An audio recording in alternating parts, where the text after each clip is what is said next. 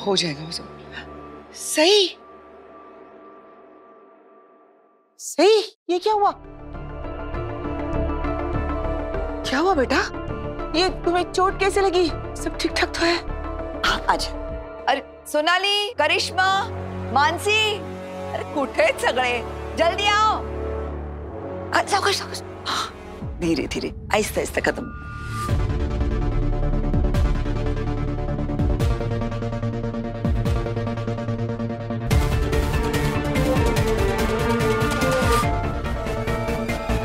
ओढ़ो।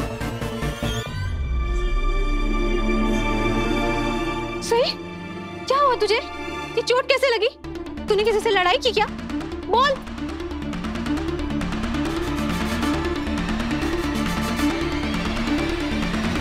आई, सहीला काय झालं? बोल ना आई।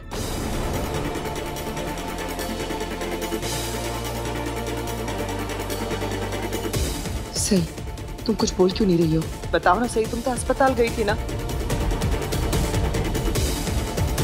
आई, सही का छोटा सा एक्सीडेंट हुआ था। काय? पर अब वो ठीक है, घबराने की जरूरत नहीं है। अश्विनी, ये सब भूल जा। पूछेगी नहीं कि तेरे पोते या पोते को इस दुनिया में लाने की जो प्रक्रिया थी वो कैसी हुई? इसमें पूछना क्या है वहीनी? आपके चेहरे की खुशी देखकर तो पता ही चलता है कि सब कुछ ठीक ठाक हो ही गया होगा। लेकिन सही ठीक नहीं लग रही है। क्या हुआ सही, बताओ ना।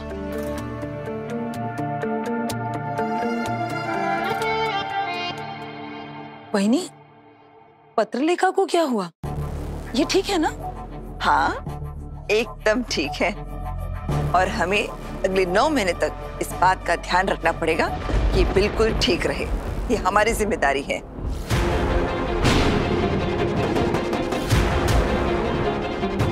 इसका मतलब सही भाभी और विराट दादा के बच्चे को पत्रलेखा भाभी ने कोख दिए? काय?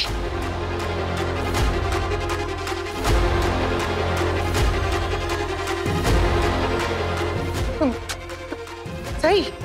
आई, अरे पर गीता से काय? आई ऐक ना, अभी ये बात रहने दीजिए प्लीज।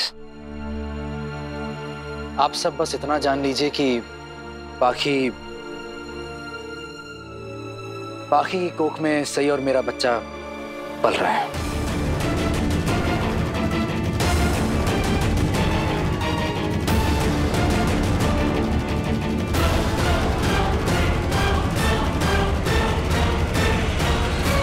अब आप सबने तय कर ही लिया है तो मैं क्या बोलूंगी, जैसे सबको ठीक लगे। जो हो रहा है बहुत गलत है। नहीं, सच कहूं तो इस बात की थोड़ी तसल्ली भी है कि इस घर का चश्मो चिराग पत्रलेखा के कोख में एक पलेगा, बजाय इसके कि किसी अजनबी के कोख में पले।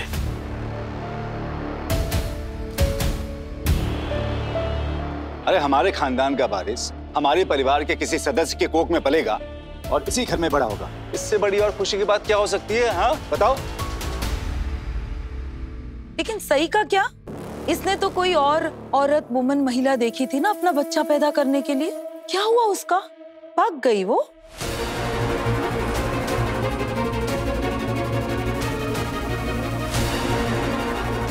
मैंने अगर कुछ कहा ना तो यहाँ कई लोगों को बुरा लग जाएगा, खास तौर से काकू।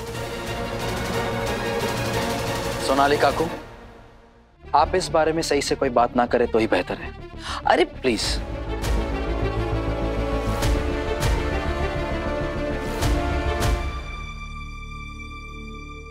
तू ठीक है?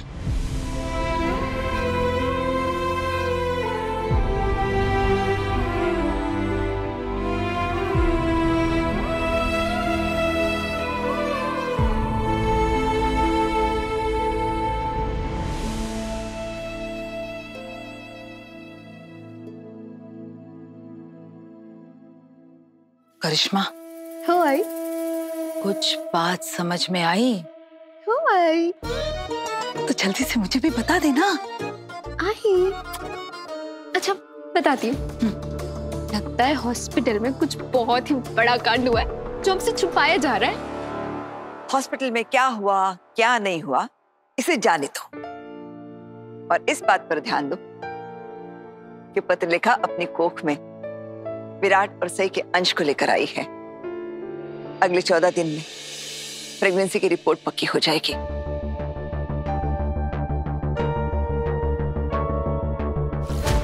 तो मैं ये चाहती हूं कि हम सब मिलकर इसका खूब ध्यान रखें, इसकी हर जरूरत पूरी करें। हमें इस बात पर ध्यान देना होगा कि ये गर्भ ठहर जाए और 9 महीने के बाद इस घर में खुशियों की किलकारियां गूंजे।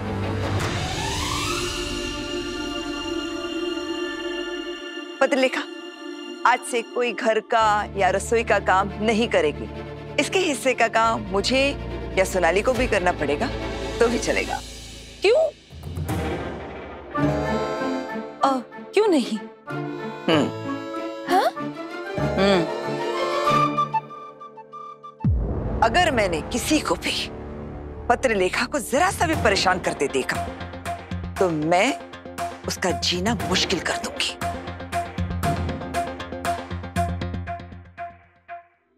मैं आई हूं ना तुम्हारी, तुम्हारे दिल का दर्द मैं बिना बोले ही समझ जाती हूँ बेटा। कभी कभी ना इंसान लाख कोशिश करे फिर भी सफल नहीं हो पाता बेटा।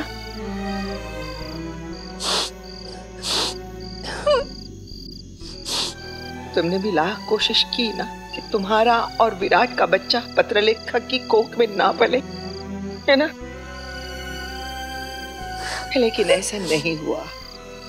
इसलिए जब से अस्पताल से आई हो परेशान सी लग रही हो।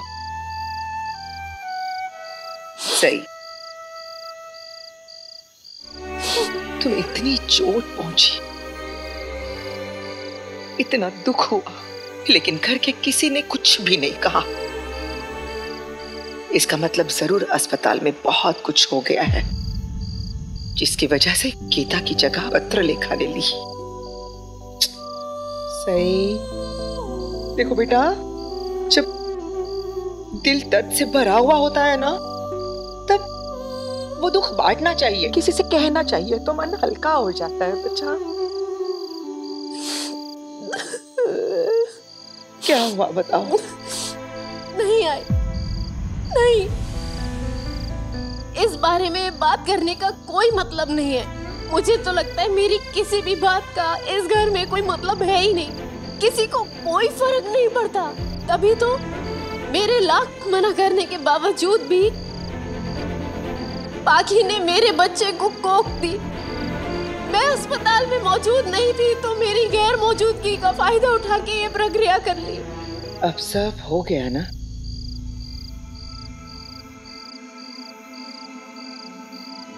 इसमें कुछ बदल सकते हैं क्या? नहीं। अगर कुछ बदला नहीं जा सकता तो फिर इसे स्वीकार ही कर लो ना, वरना ये दर्द वक्त के साथ साथ बहुत बढ़ता जाएगा। अब तुम्हें ये याद रखना चाहिए कि अब तुम माँ बनने वाली हो। अब तुम्हें हमेशा खुश रहना होगा, क्योंकि माँ को हमेशा खुश रहना पड़ता है। माँ खुश होती है तभी तो वो अपने बच्चे को खुश रख पाती है ना। इसलिए मुस्कुराओ, मुस्कुराओ। तुम्हें मुस्कुराना होगा, हंसना होगा और जरूरत पड़े तो खुश रहने का नाटक भी करना होगा, क्योंकि माँ अपने दुख का साया कभी अपने बच्चे पर पड़ने ही नहीं देती। इसीलिए तो दुनिया में कहते हैं ना, माँ बनना इतना आसान नहीं होता। जब एक औरत माँ बनती है तब वो अपनी सारी जिंदगी अपने बच्चे के नाम कर देती है। बच्चे की खुशियाँ, उसकी भलाइयाँ माँ के लिए सबसे ऊपर होती है। अरे सुनो मेरी बात। पत्रलेखा भले ही तुम्हारे बच्चे को जन्म देने वाली हो, लेकिन माँ तो तुम ही बनोगी ना। वो बच्चा तो तुम्हारा ही होगा ना, है ना? बस बुरा नहीं मानना, एक सलाह देती हूँ। अब ना तुम बहनी के साथ, विराट के साथ, पत्रलेखा के साथ, खासकर अपने आप से झगड़ना बंद कर दो। सही, मान लो ये सब हो गया है, अब इसे स्वीकार कर लो। पत्रलेखा का तुम्हारे बच्चे को जन्म देना ये नियति ने पहले ही तुम्हारे भाग्य में लिखा हुआ है। तुम्हारे और तुम्हारे बच्चे के भाग्य में ये पहले से ही लिखा हुआ है।